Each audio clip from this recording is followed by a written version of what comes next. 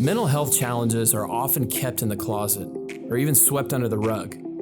We know they can affect anyone, from adults to children, and the struggle is real. Join us as we talk about relevant topics with mental health experts. Welcome to Equip Online, a place for hope and help. Welcome to Equip Online. I'm Wally. This is my co-host, Brian. Today, we're going to be looking at advocating for our children's mental health, especially as it comes to the area of medication and how we can work with the doctors on that. And so our guest today is Bibi, who specializes in this. And Brian, if you could tell us more about her. Absolutely. So I just want you to know that Bibi is from Nigeria, and Wally wasn't quite ready to try to fully pronounce her full name. That's right. So I'll say the first name, Bibilola. Now yours is the last name. Ajayi? Yeah. Okay. Perfect. Man, on the spot pressure. So no, Bibi, great to have you with us today. We're gonna call you Bibi if that's cool for today as we're hanging out. That's perfect. And so just to introduce Bibi a little bit, so you're in your practicum, your final year as a graduate marriage and family therapy student.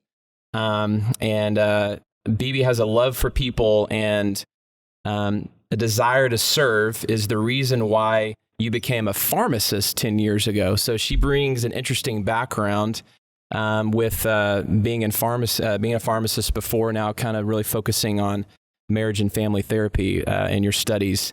And you really, coupled with her passion to help individuals build and maintain healthy lives and thriving relationships, your pharmaceutical background provides a unique opportunity to help clients understand their medication therapy as it relates to mental health. And so the balance of understanding the world of medication, but having that real heart to come in and do the counseling and do the therapy, I think is an interesting balance. So you enjoy working with adults who want that encouragement and that support to really help reach their life goals and to really build a legacy.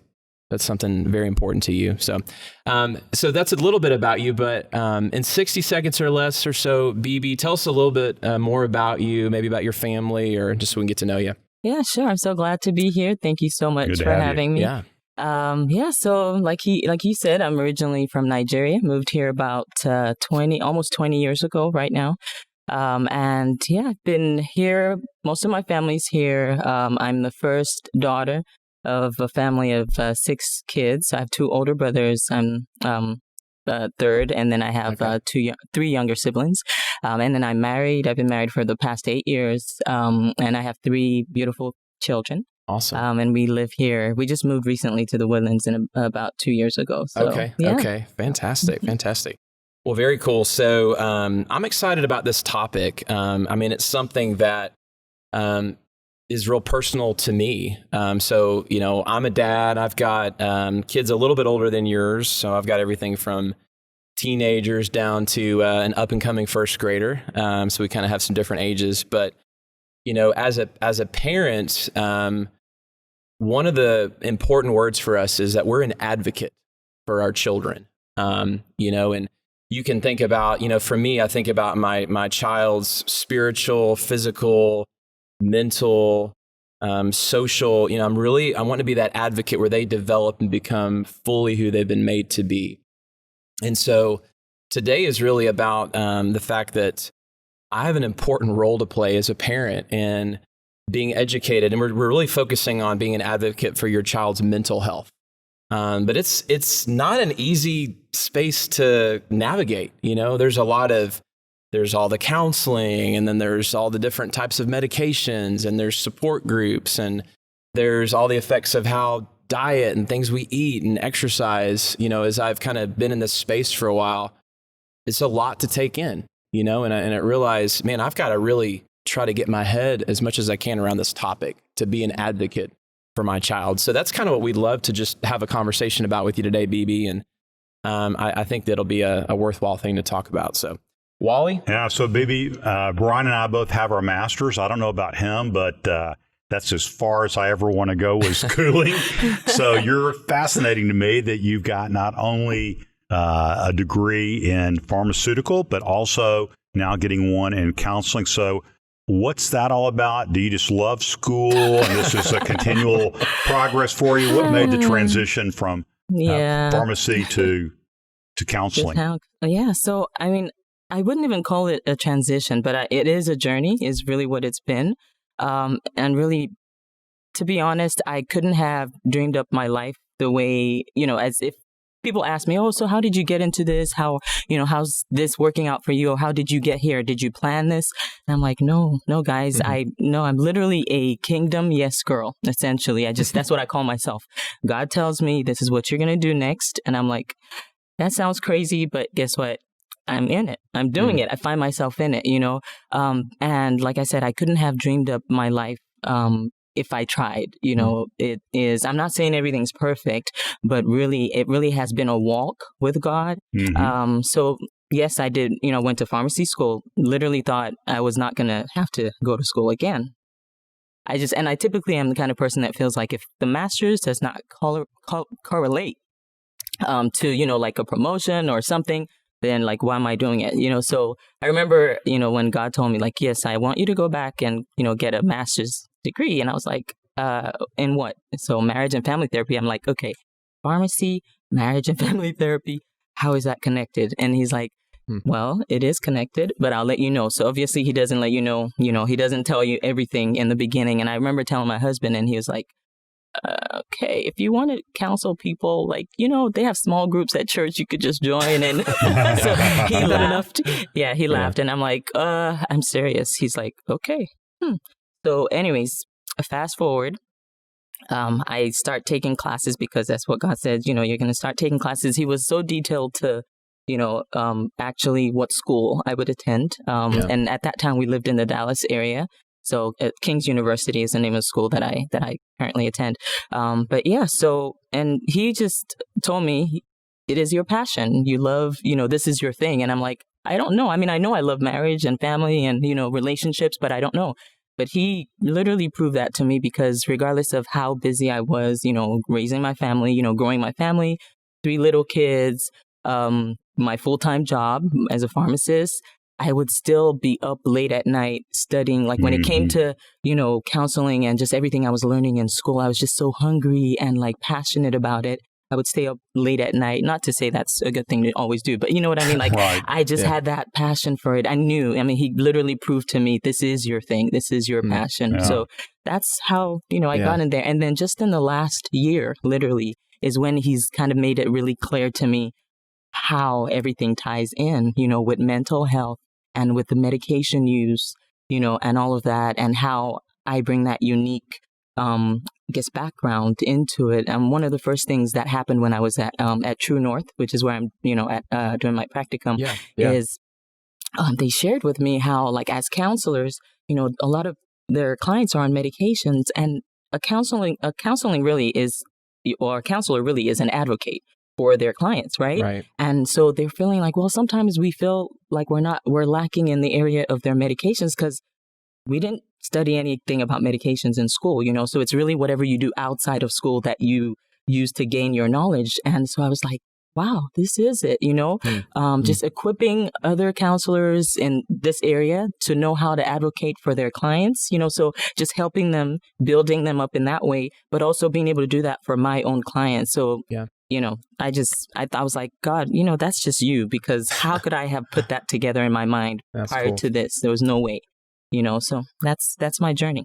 Yeah. I can really see, though, we're having a knowledge of how the body and the body chemistry works together with our mental well-being would be a huge asset. Oh, yeah. Absolutely. Because, sometimes your client might come to you and talk about some adverse reactions they're experiencing. And sometimes it could be due to the drug they're taking, right? And even just another way is like you collaborate with their other healthcare providers to, share some of the information. As a counselor, you get like the bulk of the information. They're only in the doctor's office for about 15 minutes, maybe, if at all. So sometimes they don't remember to even share the adverse reactions they're experiencing. But if you're a counselor, you're getting all of that information, you're able to collaborate with their doctors to say, hey, this is what they shared about, this area, obviously with their permission, but you're able to share that and work together with their healthcare provider to make sure they're getting the best therapy if that's what's needed for them, So it's I think priceless to be able to have that.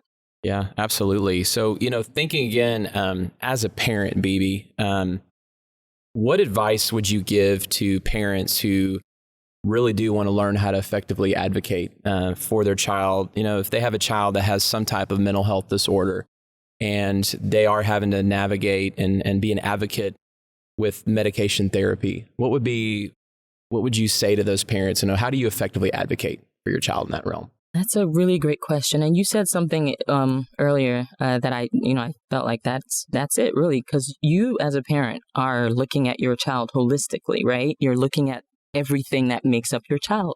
I feel like that's kind of how God looks at us too. He's concerned about every single aspect of your life. So in terms of like looking for a healthcare provider, for instance, that comes like straight up, to the first thing in line is you want to think of someone or look for someone who will be looking at your child holistically, because that's how you view your child. Like, you're not just looking at the symptom and just trying to, fix it with some kind of medication or something. You're like, okay, so what other factors could be feeding into this symptom or feeding into this occurrence? People are not symptoms. People are people, and different things trigger those symptoms, right? So you want definitely to work with people, your support team, which is of healthcare providers, whether it's a counselor, whether it's a psychiatrist, whether it's a regular physician, should be people who are looking at you holistically and willing to collaborate with the other healthcare providers, that your child sees. So for me, those are like very important, to look for. Yeah. Another way to advocate is like ask questions, don't feel like you can't. One of the really sad experiences I've had in my pharmacy career is like when I used to, so I don't do traditional pharmacy. I'm a pharmaceutical industry pharmacy. So literally help doctors to, in their clinical decisions for patients, medications and just therapy overall. So like a drug information specialist. And sometimes I would talk to patients who called in, had questions about their drugs. And obviously we're only allowed to share what's on label with them because they can't necessarily understand like clinical trial data and all that. That's usually reserved for doctors. But when they would call in, they asked me questions like, questions really that their doctors should be answering for them because they have the whole picture of their health, right? Mm-hmm. I'm just on the other side of the phone. I don't have your labs. I don't have, detailed information about you. So I can't really give you any recommendations. It would be dangerous, to do that. But they would ask me these questions and I say, well, you just went to see your doctor. Why didn't you ask him? It's like, well, no, I don't want my doctor thinking I'm stupid, asking a stupid question or, we don't have any time for that and I can't reach him and all of that. And I'm like, wow, that's sad. Your doctor is supposed to be your advocate, and you should feel empowered to ask him any question that you have. You should feel empowered to be bold to inquire. That's why you're paying for the service, that's why you're seeing that particular, specialist, so that really made me sad. That's part of what fuels my passion for, wellness and kind of empowering people in their health and wellness. But yes, ask questions, don't feel stupid. Don't feel, like you're that they're going to think anything of you because you're advocating for your child and even yourself, So those are, I think, two very important things. One other thing I think people don't ever think about is as a parent, you're a caregiver, and really you can't give what you don't have. So I feel like this is very critical to take care of yourself, self-care. Make sure that you are getting what you need. Yeah. It's so important because you can't give your kids the care they need if you're not getting that. You're pouring out so much, you're giving so much, you have to be filled too. You have to, you have to be an open access vessel, like literally as things are pouring into you, let it come out and let it flow, because if you're just like the one giving and you're empty, you're not giving them the best of yourself. I love that, Bibi. It makes me think too, sometimes as parents, we think that my role is just to sort of schedule appointments and let these different experts fix my child. And it's not my responsibility. and I just feel like one message I want us as parents to grab is that I really feel like God made, as a parent, you have the most important responsibility in your child's life. And I agree. In fact, I was reading in my Bible even this morning about self-care. It's funny you mentioned that. I was reading a story about Jesus doing all these healings and all of these, just all this stuff, and people were crowding around all the time. And then it was the story where his cousin, John the Baptist, was beheaded. So he had his own personal grief, and his disciples had just come back. And he said, we need to go away to a lonely place. And so they got in a boat and they went out in the lake for a while. He says, we need to rest for a while. Even you see a picture of, he got self-care. Like he needed to kind of take a break. He needed to be prepared for that. And because right when he got back to shore, there was more ministry waiting. But he, even as a human in that, as God in the flesh, needed to take that break. So I think there's a good word in that. And one other thing I've noticed, even my own journey as an advocate, is that wherever you go, it's probably good just to take notes of things. So when you're with your child, ask those questions, almost just keep a running notebook of things that the pediatrician said or the physician, and then things that the psychiatrist said and things that my counselor, I'm learning from that. Because these good, when you have a team and they're all really the right people trying to help your child, then you're that connector piece of like, well, if they're asking you, what kind of medication, what did the doctor say? You can also, as the parent, say, well, this is what's going on. So, okay, great. Let's figure out how to really, really help your child. So I see the importance of that for sure. Absolutely. And just that picture you just painted really just reminds me of one thing I'm really big on, which is, becoming the main driver of your health and wellness, usually, and we have that kind of healthcare system where we're usually in the back seat. So it's someone else telling us what to do. And we're just like, okay, I'll do it. Just tell me what to do because we want that quick fix or that quick, solve my problem right now. But no, we're supposed to be the ones in the driver's seat and then have the support behind us. Everyone else around us is a support, but we're the ones feeling, what's happening, and it's going through us essentially. And that's, like you said, the best way to advocate for your kids is like, what's going on. You're aware of what's going on. You're not just saying, well, the doctor said, but, I don't really know. That's not a good place to be, when you don't know. Right. Absolutely. So, Bibi, as we talk about medicine and how it interacts with our well-being and our mental health, I'm sure that, you hear talk about America being an over-medicated society and that we turn to medication for everything or drugs for everything. And I'm sure those that are on the other side of that, you always have the two extremes. But in your opinion, what role does medication play in our mental well-being? Yeah, you made a really great point. There's extremes. I just believe in, balance, so yes, medications have their place. There are situations where you do need something to help hold things in place or manage. I call it a manager, essentially. And managers are not necessarily supposed to be there permanently. So while I'm on this medication helping me to function, because without it, I'm not able to immediately function, I need to, as an advocate for myself or for my child, now what do? We try to find ways to heal because your body does want to heal. I think that's one of the lies that we've also believed is, as we get older, our bodies, kind of lose the ability to heal themselves, or they don't want to be strong, or our bodies don't want to be strong. But your body was created to heal. I think about, in the Bible, God talks about, Abraham or even Moses and how they were over 100 years and their eyes were not, dim. I remember reading a passage about that recently. And so that tells me, look, the way God created our bodies, yes, as you get older, things begin to kind of not be as strong, but that's not really the ideal, right? Obviously, back then, in the past, they had probably better quality foods and things that they were eating than we do now because our environment is so toxified. So yes, it might have been easier for them to do all those things and live longer. But we, at least with what information we have a responsibility to use that information to support our bodies so that it can heal itself. So like I said, medication is really just a manager. It really is not a cure. And I feel like that's another lie we've believed is, oh, I'm taking medication, I'm okay. No. The moment you stop taking it, you'll find out. that you're not, I've talked to many people over times who like have tried to stop medications they were on thinking, well, I can just get off of it now. And then they have like some major reactions, or they find out, look, that bleeding is still there. That's just as an example.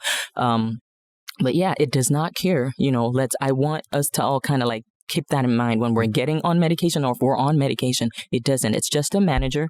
Now we need to do the work to try to find the holistic way to solve the problem, or to go to the root cause and say, well, my body was not made to do this. And even if I have genetic predispositions to certain things, there's ways I can support my body so that it doesn't tend towards the negatives, so and I think that's where we kind of get like, I wouldn't say lazy, but because the medication is managing whatever it is, the symptom, we just tend to relax, and it's like, we shouldn't be complacent about our health. We're stewards of our health, and we should be good stewards of our health. Yeah. I mean, I even think about probably one of our church many years ago, one of the most controversial things we probably ever did was we did a thing called the Daniel Plan, which got into things like exercise and how we eat. Everything. And man, people were angry at first. Don't you dare tell me how I'm going to go eat my fried chicken or whatever.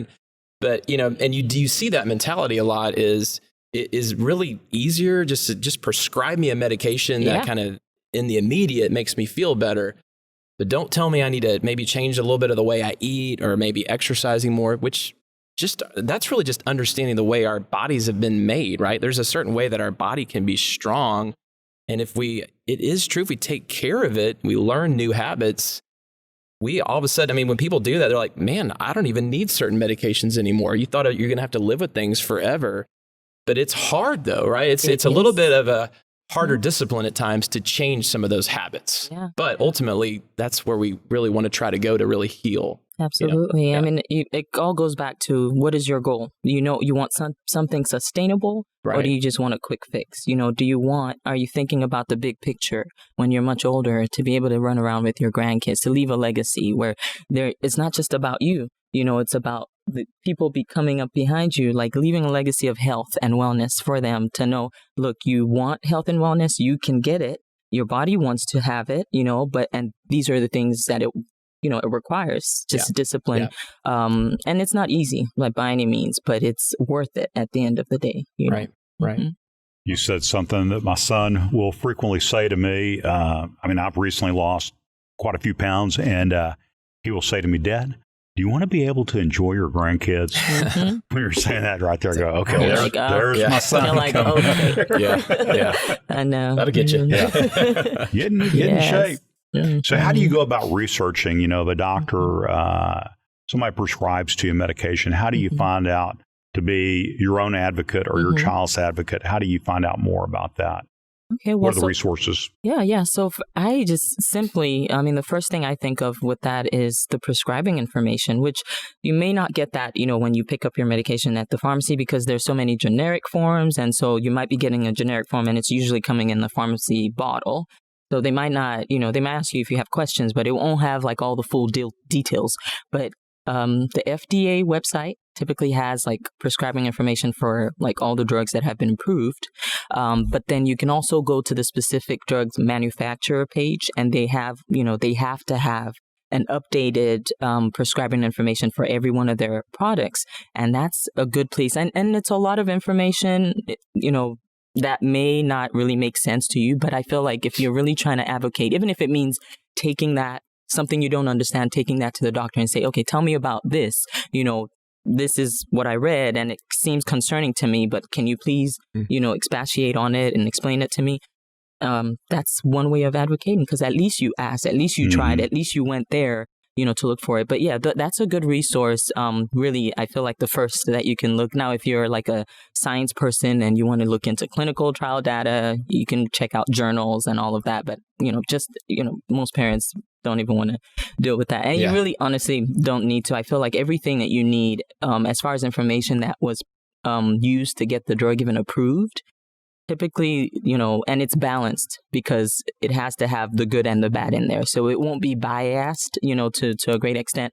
It will be, accurate information because it's required for it to be in there. So that's one good place. Yeah. Awesome. Now, what about, I know a lot of people, they might be saying, well, what if there's multiple medications that either I'm on or I have a child that's on that? How do you find out? Are there ways to find out how drugs interact together that's good for parents to know, to research that? Yeah, so the prescribing information typically has that as well. Okay. It has a section in there that talks about drug interactions, and sometimes you might not find any because that information is usually based off of clinical studies that they did, prior to approval, or sometimes they update it as they go because they found that there is a definite interaction. So that's a good place to check. But I also a resource I love that makes it really simple for people to understand is WebMD. And they have a drug interaction. And there's many websites that do that, but one I specifically use is called WebMD, and they have a drug interaction checker on there. You would just click on that and just put in the drugs that you're on, and I think it allows you to put up to maybe 3 or 4 drugs at a time to kind of check that, and you can do that there. Yeah. And even side effects as well. So you'll be able to see that on there too. Awesome. So the other thing I'd love to just talk a little about would be, I think about, as a parent, you're trying, ultimately your goal is that, as I think about, I've got 3 kids, I want them to all be mentally healthy and everything that they've been created to be. I want them to really experience that mental well-being, and so I think we're describing, there's counseling, there's this, having maybe a psychiatrist where that's needed, and that medication is a manager to help with the symptoms as you're trying to keep, helping them really heal. But what would you say are some alternative options, even as I'm trying to advocate for I almost look at it as you're almost also just trying to troubleshoot, like, okay, I've got these things going on and I've got counseling going on, I've got medication, I'm still having these struggles, what else do I need to look at? You almost feel like a detective at times, trying to learn about things, figure that out. So what are some other options, even besides just medication, if you're really trying to figure out how to make help my child be more mentally healthy? What would be some other alternatives? Yeah, so I'm a major advocate for root cause analysis. And the one, I guess, field or part of healthcare that I know for sure is into that or is a proponent of that is functional medicine. And really what they do is, dig deep, and it's like another practitioner willing to do that with you. If that's what one of your goals is, like, why is my body doing this? Why? And there are tools, to help achieve that. It involves a lot of lifestyle modification, which is what we talked about. People don't often want to do, but it's important. That's part of what it takes. Quite some testing, but yeah, a functional medicine practitioner, and it doesn't have to be like a doctor. It could be a functional nutritionist. They're literally like coaches and kind of help you, work with you to identify whatever the root cause of the problem, because now we're finding in research, that a lot of, and you guys have probably read stuff about this online, so much information out there, but there is a link between your gut health and your mental health. Absolutely. Right? Yeah. So, all of that information is so, there's so much of it, and it's so, to me, mind-blowing, but it just shows you just how sovereign God is and just his creation is, everything is connected. And that's what functional medicine is about, is just looking at it. It's a systems-based approach, not just, it doesn't think of your body as like, oh, this is just your head, or this is just your brain, or this is just, your gut. It's everything affects everything.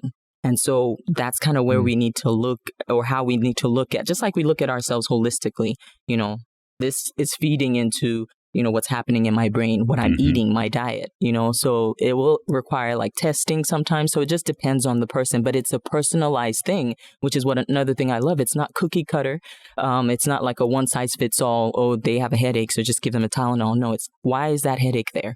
What is happening in that person's life? Is it stress? Is it something they ate? Do they have an allergy to some kind of food, that's causing that, so it might require some kind of diet changes.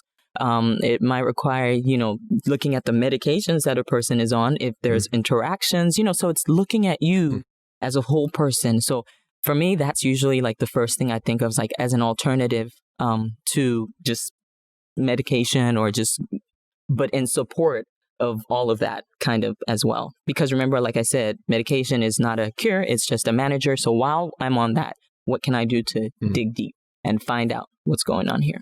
So yeah, good. I really believe in what you're saying about that gut health being so key to the rest of our body. Yeah. I know for me recently, one of the things, the modifications I made is to really cut down on carbohydrates, which means I've cut back on bread. Right. And one of the things I'm noticing is I'm having a lot less issues with my sinuses, that there was some interaction that was taking place there.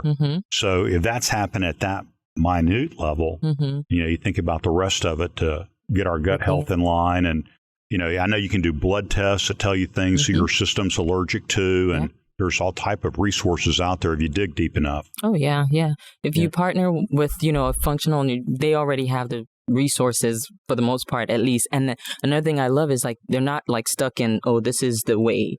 They're going to look at you individually and find, because your therapy is going to be different from, Brian. So they look at you individually and everything is personalized, and it's like, okay, what are the factors around your life that are influencing even just what's happening, your habits, those little things that we don't really think about, they look at the whole thing. Yeah. So, yeah. Yeah. No, I love that. And it's so true. I'm reminded of a pastor friend of mine many years ago. And he, one of his quotes, he'd say Brian, sometimes the most spiritual thing you can do is just take a nap, and his way of saying your problem's that you're just tired right now, and that's making you cranky, you need to just go get some sleep, and it just reminded me about it really is all interconnected, it's about how are we taking care of ourselves physically is going to impact our mental health. And what's interesting is sometimes extreme things in our mental health manifests itself physically, we can sometimes be so caught up in extreme anxiety that it creates stomach issues. And, it's all part of this system that God's created in us. And I think just the more we can understand how it relates, the better. Yeah, most definitely. Now, one other little final question on that is, let's just say there's a parent right now that maybe this whole functional practitioner is kind of a new concept. And they're thinking, well, great, I've got a child that maybe he's going to a counselor and maybe they're on a couple medications. We kind of just been doing that, still not seeing the results I want. I'd like to try some of this. Do I just make them stop doing their medicine and jump in there? I mean, what's kind of maybe a process for how a parent might explore some of these options in a good way? Well, so first, you should have seen my eyes when you said stop taking medication. I was like, ah. Right. Yeah, I figured you would do that. Yeah. Yeah, so first, no, don't just abruptly stop, especially when it's antipsychotic medications. Right. You don't want to do that, stop them just like that. So you would really, especially if you don't know anything about this, do some reading, research, go online, check out functional medicine, check out, functional nutritionists or functional medicine practitioners in your area. Set up an interview or a time to talk to them and see what they have to offer. But also, part of what they do is, even if you're on medications, they know how to safely help you transition off of medications if that's your goal, if that's what you want to do, but they work with that. So first off, please don't stop just taking your medications abruptly like that. Yeah.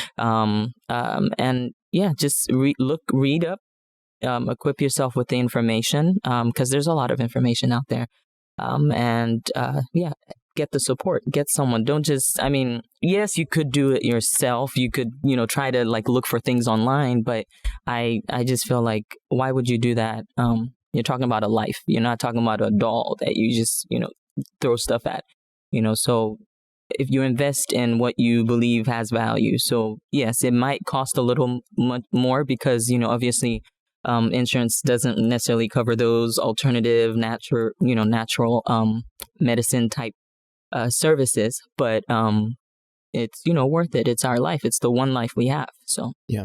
Well, this has been an awesome conversation. Really good things for us to think about. Real things as we're thinking about ourselves as individuals, and then as advocates. Wally, as we're kind of any takeaways for you, or as we're kind of thinking about what we've talked about today, or. Well, I just, a lot of the things that you're talking about, we do, especially my wife, as far as investigation, she's cautious with regard to medications, but the gut health, I think that's something that people really need to research more. And I even wrote down functional medicine and medical practitioner. And I'm going to go Google that and just see what that comes up with. So, I'm thankful for the time here today, and thank you for being here, Bibi. Yeah. And I love what you said about the parents are the drivers of your own health and of your child's health. That's just such a good word. I don't think we always think of it that way. And there's a lot more ownership and really initiative that as a parent, we're really trying to take to we're kind of the ones that help bring this team, a support team around us as we align the right people of your word about making sure we find the right type of psychiatrist if that's needed, the right type of pediatrician and counselor, and that this is my team. This is like a board of directors to really help my child become everything they're meant to be. But we got to be the ones that help drives that. Yeah, we don't always think of it that way. That's true. And just when you're saying that, something else came to mind. And remember, your kids are watching how you respond to things in life, including their life. Yeah. And it's part of leaving your legacy. You want them to have that same approach to their lives and the lives of their children, to be the main driver, to be empowered and not feel like I'm at the mercy of someone else's directions or recommendations. So I love that. Important. Now, there's that picture there of not just sitting back and reclining for your children's health, but also you talked about that with regard to self-care and that we really want to be not just masking the problems with drugs, but doing the hard work behind that to get our bodies back where they can be, so that we can eventually not need the medication. Yeah. Absolutely. Awesome. Well, thanks again for joining us, Thank you. Bibi. This has been a really, really great discussion. And we just want to thank you for joining us and listening in on this episode of Equip Online. And Bibi, as we're wrapping up, if someone wanted to learn more about this topic or they wanted to connect with you, what would be the best way to do that?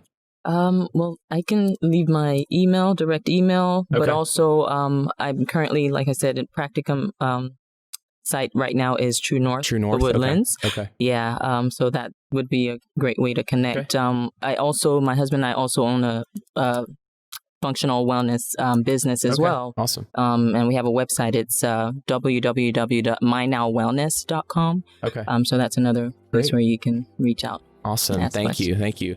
Well, Equip Online is a partnership between Stonebridge Church and Mosaics of Mercy.